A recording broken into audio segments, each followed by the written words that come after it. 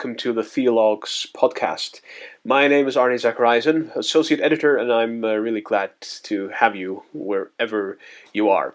Let me first of all beg your pardon for my voice. I've been plagued by a cold for almost 2 weeks now, and it just refuses to go away, so my voice is a bit nasal, a bit higher pitched than usual, but hopefully you'll bear with me because I have a really good episode for you.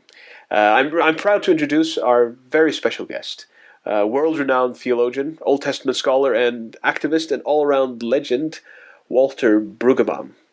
Brueggemann is one of those people who is just known by their last name, a bit like Luther or Calvin, Aquinas or Barth. He's a bit like a theological Elvis when it comes to it. His output is immense, over 100 books and many, many more articles. And while it centers on Old Testament scholarship, Brueggemann has, throughout his career, had a knack for making biblical insight relevant to contemporary questions and situations, often in a very critical and challenging way. I talked to him about his most recent book, published by Westminster John Knox, called From Whom No Secrets Are Hid. It's a relatively short and very sweet introduction to the Psalms, and draws together much of the scholarly and pastoral work that Brueggemann has done over the last 30 years on the Psalms. If you have any feedback regarding this episode in particular, or just Theologues in general, don't hesitate to get in touch. You'll find all of that info on the Theologues website, theologues.com. If for some reason you would like to get a hold of me personally, I'm on Twitter somewhere, at Arni Zach is the Twitter handle.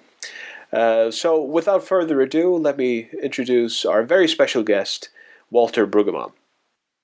Hello, Dr. Brueggemann. It's a great honor to speak to you, and I'm sure it's going to be a pleasure too. Well, I'm glad to get to talk to you. Thank you. Great. Well, I wanted to talk to you about the new book that you just published just a while ago, called "From Whom No Secrets Are Hid." Yes. Mm-hmm. Yeah, and just about the Psalms and the themes that some of the themes that you cover in the book. Right. And first of all, I'm really interested in how you got started and became a scholar of the Psalms. Towards the end of the book, there's a really huge bibliography. Stretching over a long time. The first stuff you published was in the 60s on the Psalms, so you've been doing this for a while. What are some of the significant memories for you, with the Psalms, and how did you end up becoming or studying them academically? Well, when I decided to go into Old Testament study and became a teacher in a theological seminary, it was almost inevitable that you would be drawn to the Psalms because the Psalms are so widely used in the church. So I'm basically a teacher for the church, and that's what I do. And then in the 1970s came what came to be called the pastoral care movement, with a great emphasis on counseling and all of that stuff. And I was led to see the connection, particularly between the Lament Psalms and the whole practice of pastoral care and pastoral counseling. So I worked a great deal at that interface with colleagues in pastoral counseling and pastoral care. And then as time went on, I got more involved in liturgic renewal and how the Psalms can function in the liturgy. And I suppose in more recent years, I became much more aware of how our society is deeply committed to denial about everything. And I suppose, I don't know if you've seen the release of the torture memo today in our government, which is, I suppose, the quintessence of denial. And it has seemed to me very much that the whole notion of no secrets can be hid and the articulation of the Psalms is exactly a refusal to collude in that kind of denial.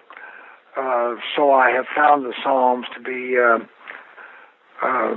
quite subversive and quite countercultural, and that really has become the pivot point of my teaching them. All right. So you've been working with the Psalms, as you say, for a long time. What do you think? I think I published my first significant piece on the Psalms in 1973. So it's been a while. Quite a long run of it. Yep. Yeah. Yep. What do you think is the state of the Psalms in contemporary Christianity? It seems like there have been a number of books recently that have been published coming from a place of kind of maybe frustration about the Psalms maybe not having an important enough place in the church. Is that something you agree with? Well, I think that's right. I think particularly the church does not want to use the Psalms of lament and complaint, and that's one third of the Psalter. So a lot of my teaching and advocacy has been exactly that. These are the texts with which the church needs to be struggling, given the kind of society in which we live. So I do not. My joke about that is that we say we love the Psalms, but in fact we only know 6 of them, and we keep going over and over those same 6 favorite Psalms, and we really need to be expanding our repertoire, because I believe that the Psalter is the articulation of the full emotional extremity of our life before God, and if we do not use the whole repertoire, then that means that we probably are not exposing the full extremity of our emotional life. And I think we are thereby holding back from our transactions with God. Is this something that has changed, that you've seen changed over your career? Has it become worse? Or has it always been like this, do you think? I think it's always been like this, but I don't think it became a problem until our society in the last 25 years began to fall apart. And so I don't think we had as much to deny as we have had in recent decades, and the more we engage in denial, then I believe the more acute the problem is. Okay, I'm interested in the Psalms of Lament that you mentioned. Obviously they're there. Obviously, as you say, it's a third of the Psalter are these often quite dark psalms that express emotions that we maybe shy away from. You mentioned that you've used them in sort of pastoral care, but I'm interested in how do they work in corporate worship? Because I assume that's... Well, I think we're only at the beginning of thinking about that. But if the aphorism that I like to use is that the church should not be the happiest place in town. The church should be the most honest place in town. And if the church is to be the most honest place in town, then the church has before God to tell the truth about the place we are in. And I think, for example, that the release of this torture memo today means that next Sunday the church ought to be going very deeply into the darkness that is specific and bodily and right in front of us, and we can't afford, when we meet as a church, we can't afford just to sing happy praise songs because it's a joke. So I think that's one example of, and I don't think that we know very well how to do that. I think we've got a lot of teaching, we've got a lot of interpretation, we've got a lot of preaching to do to help people understand why we don't have to be nice in each other's presence and why we don't have to be nice before God. All we have to be is honest. and the Psalms help us do that. So it seems to me that one could take some verses of these very dark Psalms, and then after you do some verses, have some quiet meditative time, and then invite people to think, what comes to mind? What does that evoke for us? What do we need to talk about? What do we need to pray about? What do we need to act about? So I think it's the use of such poetry might open up depths of our faith where we have not had courage to go. In one of the chapters, you talk about the counterworld of the Psalms. That's a really, really intriguing idea. Can you talk a little bit about that? What does this counterworld counter? And well, I think in that article, I listed what I think are the qualities of the primary world. All about technology and denial and all of that stuff. And if you look at what's being said in the Book of Psalms, the Book of Psalms simply refuses to participate in that dominant world. It is tracing out before our very eyes a world that is very different from the dominant world that we get in our media and all around us in our dominant ideology.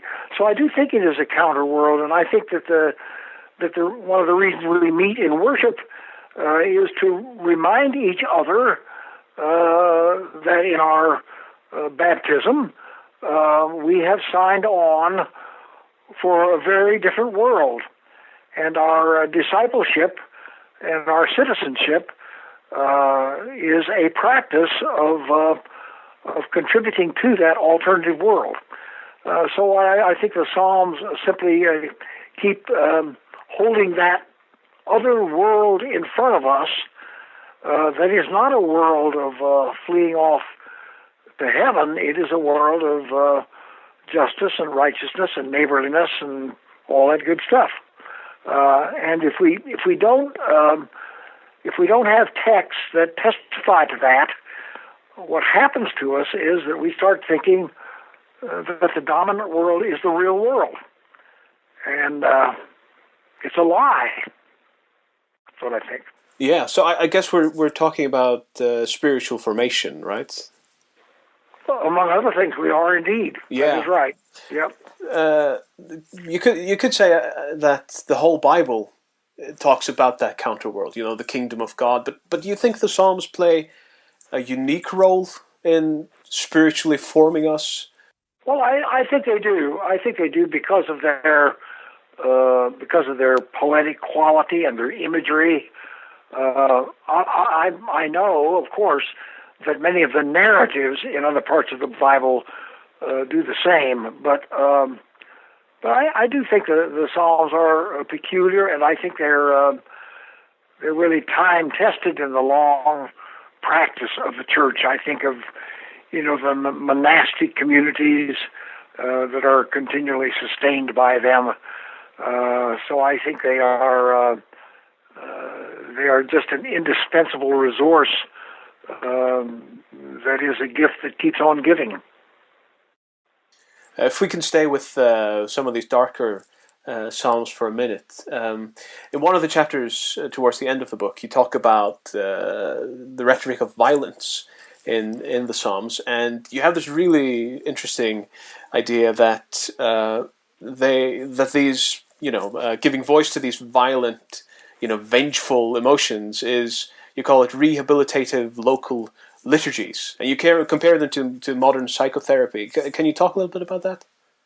Well, I got that idea from a German scholar named Gerstenberger who proposed that there were in villages and families and clans that there was a liturgy of rehabilitating people into the local community that was quite different from the liturgy that was being conducted in the temple. And the practical pastoral problem that I see is that if one has vengeful proclivities, then the question is, what shall I do with those? And I think there's only three things you can do with them. You can take them to God, you can deny them, or you can act them out.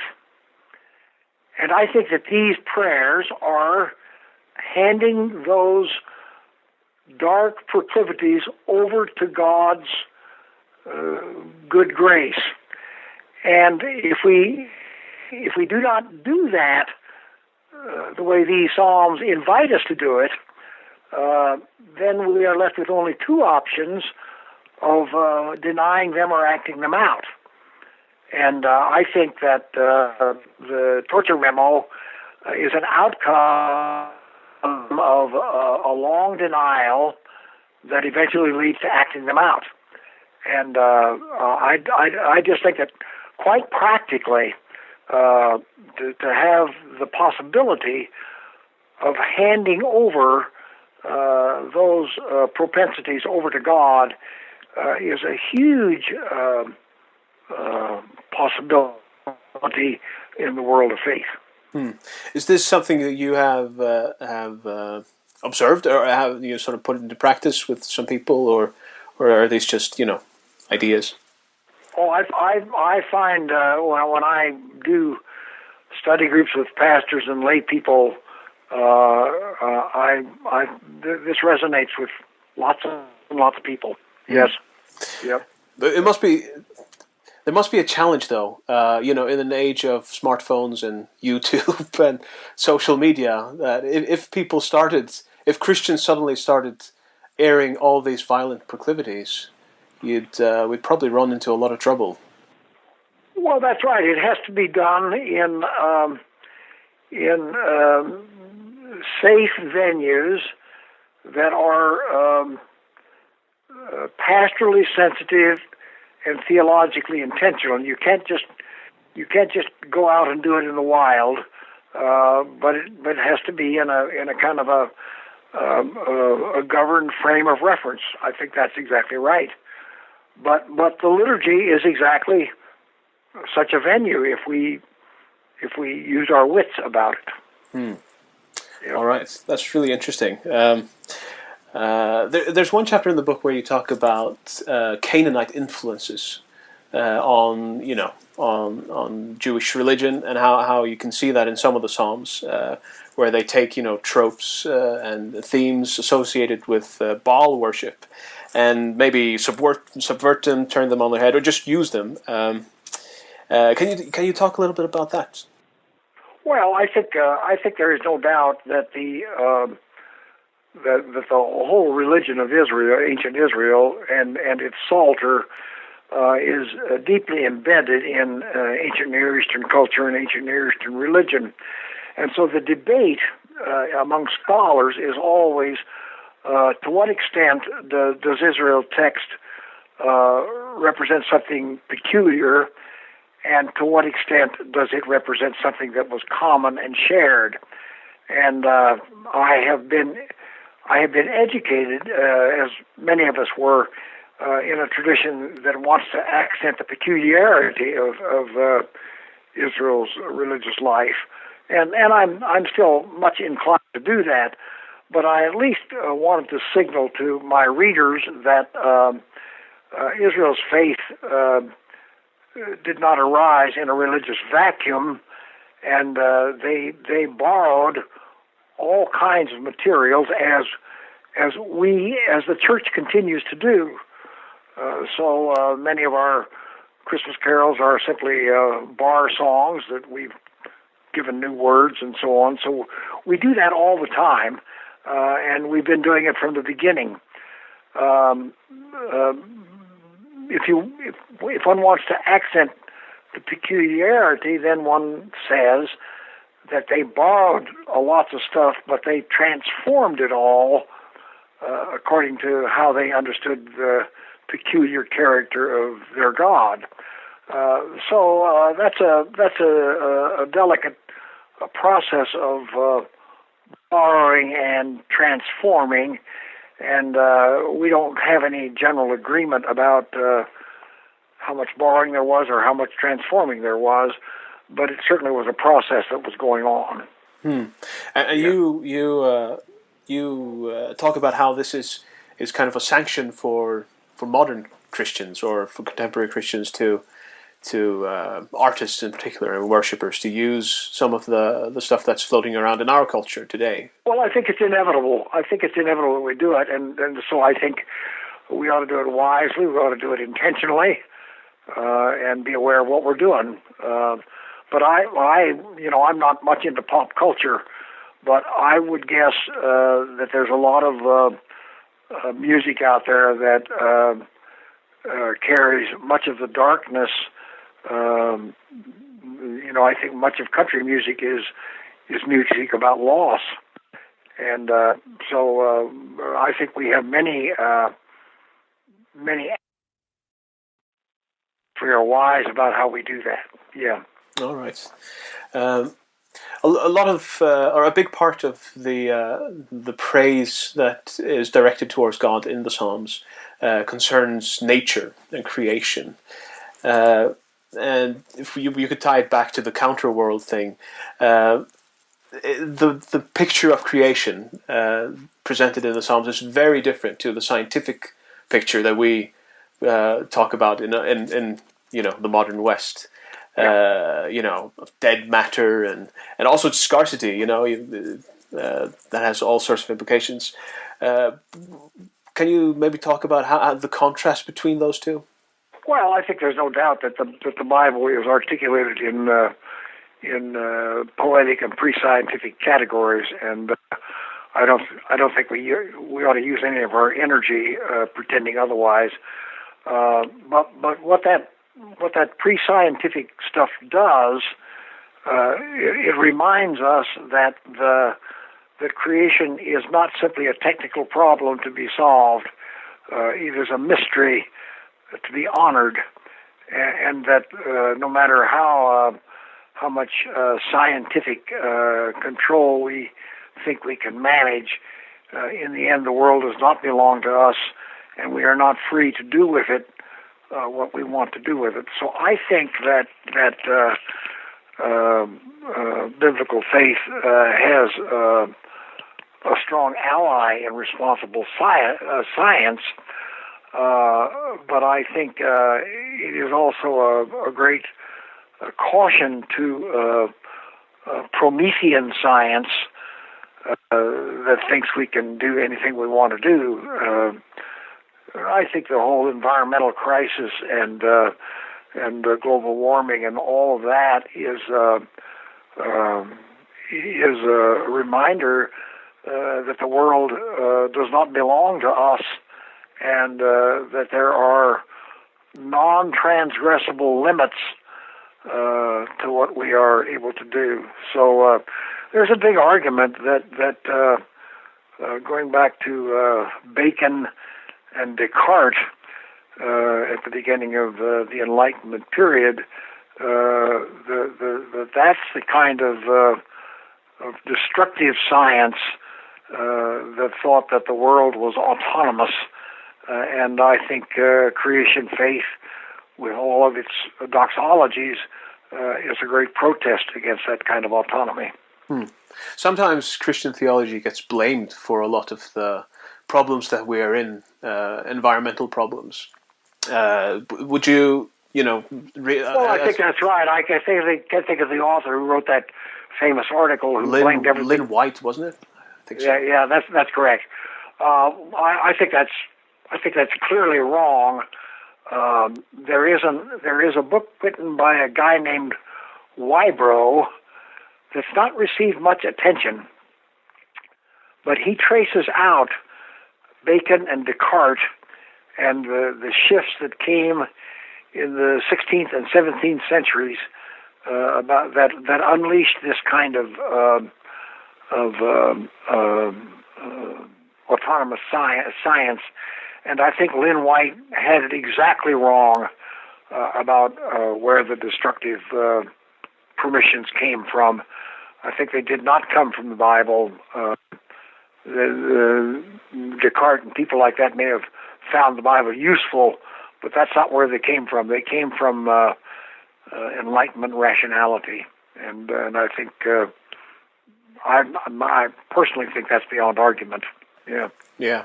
It's the creation is clearly not mechanistic when you read the Psalms. That's exactly it. That's right. That's exactly right. Yeah. All right. I wanted to ask you kind of a personal question. I'm an evangelical. I grew up in a church that was not only anti-liturgical, but deliberately so.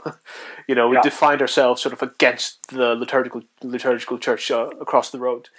But as I've grown older, as I've been exposed to more both the writings of more liturgical Christians, but also going to more liturgical churches, I've been kind of dissatisfied and frustrated with, especially the lack of sustained attention that the Psalms get or don't get actually. In your experience, you talk about having done workshops with pastors and lay people. What advice would you give me and my church? How can we move towards incorporating the Psalms a little bit more systematically in our worship? Well, I think it is. First of all, I believe every church has its liturgical tradition. The evangelical churches just don't call it liturgy. That's all. But you try to change what evangelical churches do, and you find out that you have a non-negotiable liturgy. So I think it has to do with a recognition that good faith requires artistic expression. And what evangelicals are tempted to do is to think that everything ought to be articulated in moral categories rather than artistic categories. And moral categories by themselves become flat and one-dimensional. And what artistic categories do is to create room for playful imagination. So the Psalms are filled with all kinds of imagery that is not immediately reducible to one meaning. And I think that good liturgy savors those images that we can't flatten out. So if you just take Psalm 23, the Lord is my shepherd in the valley of the shadow of death, it's incredible kinds of imagery, but unless we recognize that we are using artistic imagination, we think on first hearing that we know exactly what those words mean. Well, we don't know what they mean, and we need to live with it. And the liturgy needs to be at a pace and to make room for people to play with that stuff and to walk around it and to live into it and to dwell with it and all of that. And that's why I think an artistic dimension is really important. I wonder if what you're talking about, this sort of preferring moral categories over artistic ones, do you think this is a kind of a Protestant problem? Yes, I do. I do think so. I think that the whole Catholic liturgy never gave in to moralism. Obviously, there's a lot of right-wing Catholics now that want to reduce it not only to morality, but want to reduce it to abortion. But that's not really the Catholic tradition, and I think it is a Protestant temptation. Yeah. So I think we could start to wrap up at this point, and I wanted to ask you, as someone who has spent a lot of time studying the Psalms and singing the Psalms, probably, looking back, what do the Psalms mean to you? Well, they are the script for my ongoing dialogical engagement with God in the presence of a community that is engaged in that dialogue. and it provides me the imagery, the genre, the metaphors, the cadences for a dialogic transaction that is rich and thick and not given to reductionism. What I don't know if you can answer this question, but what is your favorite psalm, do you think? I think probably Psalm 73. It's an amazing psalm in which the psalmist describes how he almost was seduced out of his faith, and then right in the middle of the psalm, it makes a big abrupt turn back to trust in God. And I think the reason I like it is that I suspect that not only for me but for very many people, it's a story that we keep reperforming in our lives of being talked out of our faith and then being jerked back into an awareness of who we really are. Yeah. Okay. Well, Dr. Brueggemann, thank you so much for speaking to me. It's been really good, and thanks for the book. I really enjoyed reading it. Well, it's great to talk with you, and I'm glad we share this stuff. Cheers. Thank you so much. Okay, good. Bye now. It's beautiful.